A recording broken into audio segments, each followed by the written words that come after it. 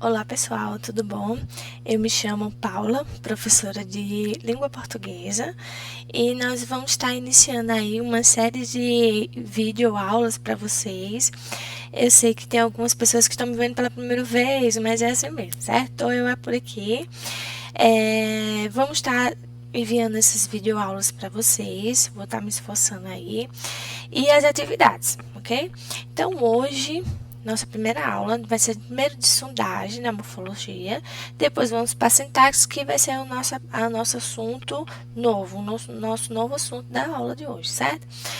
Para começar aí, eu deixei uma frase: jamais se der por vencido. Então, precisa luta, precisa determinação, para que a gente consiga terminar aí nosso assunto letivo e dar andamento nos nossos estudos. Então, vamos lá? Vamos para a nossa aula? Substantivo. Então, fazendo lembrando aí rapidinho do que é substantivo. Você já deve ter visto em outro círculo, substantivo, círculo 1, círculo 2, o que é substantivo, mas eu vou estar relembrando aí com vocês, dando uma esclarecida, uma clareada nas ideias. Então, o substantivo ou nome é uma classe de palavra variável com que se designam ou se nomeiam os seres em geral, ou são as palavras variáveis com que se designam os seres. Então, toda palavra que dá nome às coisas ou seres, essa palavra nós nomeamos de substantivo, certo? Então, ela vai atribuir aquele nome àquele ser, substantivo. Então, toda palavra designada a um ser ou um objeto nós chamamos de substantivo. No exemplo aí abaixo, ó, esse menino é inteligente. Então, menino, estou nomeando aquele ser. Então, menino vai ser o nosso substantivo, ok? Então, para frente. Classificação de substantivos. Temos substantivo simples e composto. O simples, exemplo, o homem bateu em minha porta. Então, substantivo simples vai ser aquele substantivo apenas com um radical. Por exemplo, aí, homem. Apenas uma palavra, substantivo simples. E o outro substantivo, porta. Então, só tem um radical, só tem uma palavra. Então, substantivo simples. Substantivo composto. Meu guarda-roupa está quebrado. Substantivo guarda-roupa, que é o ser, a coisa que eu estou me referindo. E guarda-roupa vai ser substantivo composto. Por quê? Porque tem dois radicais. O primeiro, guarda, o segundo, roupa. Apenas a palavra guarda seria um outro significado. Apenas a palavra roupa, outro significado. Juntando as duas palavras, guarda-roupa, o local onde você guarda suas roupas, certo? Então, substantivo composto, dois radicais, duas palavras. Substantivos primitivos e derivados. Substantivo primitivo, exemplo aí, porta. Substantivo com apenas radical, porta. Substantivo derivado, portão ou porteira.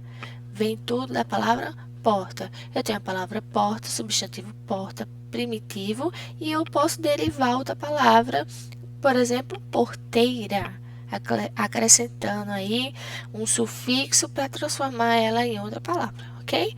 Então, substantivo pão vai ser o nosso substantivo primitivo, que eu posso derivar no substantivo padaria, por exemplo, ou padeiro, por exemplo, substantivo derivado, ok? Para frente. Substantivos próprios e comuns. Substantivo próprio vai ser específico para aquele objeto ou para aquele local, ou aquela pessoa.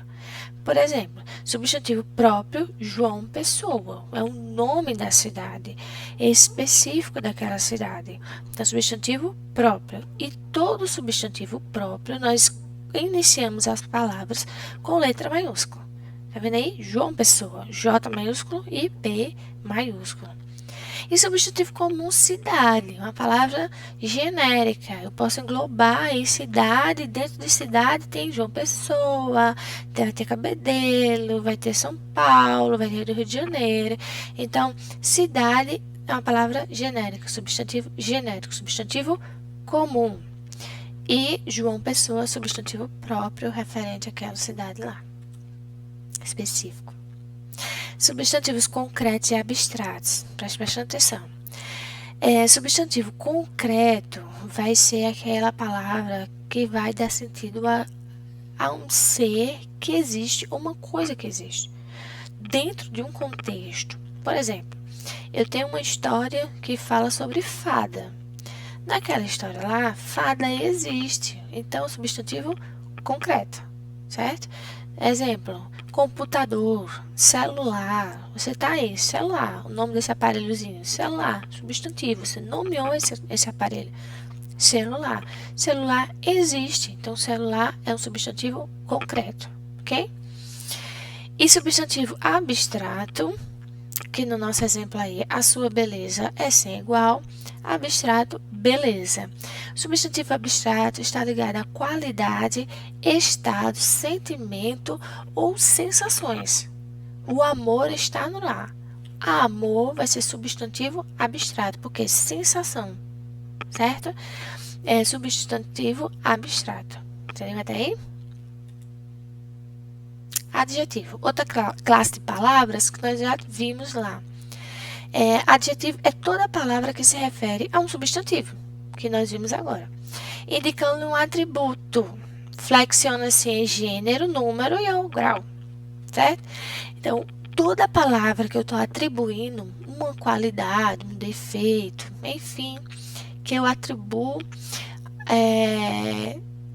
a essa palavra uma qualidade, um defeito, alguma coisa assim, vai ser adjetivo, certo? Eu vou estar atribuindo ao substantivo. Exemplo, adjetivo simples, apresenta somente um radical, uma palavra, lembra? Um radical. Exemplo, pobre, magro, triste, lindo, bonito, maravilhoso, cheiroso. Então, eu estou atribuindo qualidades ou defeitos ao substantivo. Então, esta palavra vai ser o quê? Adjetivo, certo? Adjetivo composto apresenta mais de um radical. Lembra radical? Mais de uma palavra. Uma, duas palavras, três, certo? Exemplo, luso brasileiro. Lembra do brasileiro? Estou atribuindo aí. Luso brasileiro, super interessante, que eu tenho a palavra super, mas a palavra interessante, junto as duas palavras, adjetivo para aquela pessoa que eu estou atribuindo, né, uma qualidade. Então, quando eu junto super com interessante, adjetivo composto, duas palavras juntas. Exemplo, rosa claro. Eu gosto muito de blusa rosa claro, da cor rosa claro. Então, esse adjetivo vai ser adjetivo composto. Por quê? Duas palavras, dois radicais, certo? Adjetivo primitivo, palavra que dá origem a outros adjetivos. Lembra lá de substantivo, que era pão e padaria? Do mesmo jeito vai ser agora. Adjetivo primitivo, atributos ao nosso substantivo. Qualidade, por exemplo. Substantivo primitivo, a palavra bom. Fulana é bondosa. Substantivo derivado de bom. Então, bondoso, bondosa, vem da palavra bom. Adjetivo derivado do substantivo primitivo, do adjetivo primitivo. Adjetivo primitivo, bom. Adjetivo derivado, bondoso. Certo? E, por último, adjetivo pátrio, que indica de origem ou nacionalidade de uma pessoa. Então, eu nasci no Brasil, eu sou brasileira. Então, a minha pátria é Brasil, eu sou brasileira. Essa palavra brasileira é um adjetivo pátrio, certo? Você nasceu no Rio de Janeiro. Ela nasceu no Rio de Janeiro, ela é carioca. Carioca vai ser seu adjetivo pátrio, porque eu estou atribuindo uma qualidade sua. Você é carioca, certo? Aí vem nosso assunto novo, frase. Frase é um enunciado falado ou escrito que apresenta um sentido completo, podendo conter apenas uma ou várias palavras, certo? Eu posso ter uma frase contendo apenas uma palavra, como eu posso ter uma frase contendo várias palavras, desde que tenha um sentido completo. Por exemplo, oi. Quando eu chego aqui e faço oi, você já está entendendo, né? Eu estou cumprimentando, eu estou dando umas boas-vindas, né? Por exemplo, Então, essa palavra oi vai ser uma frase? Sim, vai ser uma frase. Por quê? Há um sentido completo. Apenas uma palavra, mas vocês já entenderam o que eu quero falar, certo? Então, frase tem que ter esse atributo aí. Exemplo. A ameixa é uma fruta deliciosa. É frase? É frase. Eu estou dizendo que a ameixa, a fruta, é uma delícia. Então, vocês entenderam o sentido completo da frase. Diferente da de baixo, que não é frase, olha só. Deliciosa, uma é fruta ameixa. Também truncadas as ideias. Não tem sentido completo. Não entendi, não é frase. Certo? Tipos de frases. Caso não os possua, passa a ser chamada de frase nominal.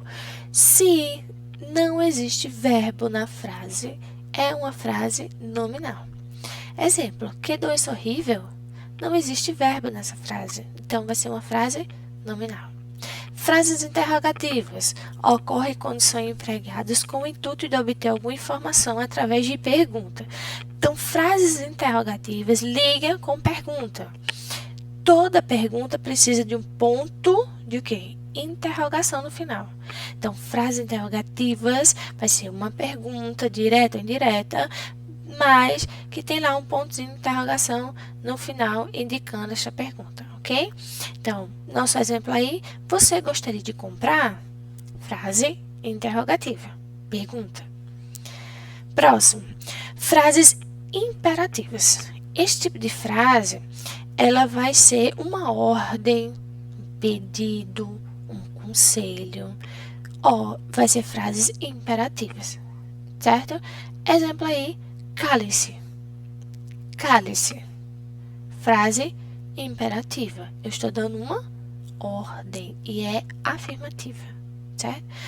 Frase negativa. Não deixe a porta aberta. Eu estou dando um conselho, uma ordem também. Não deixe a porta aberta.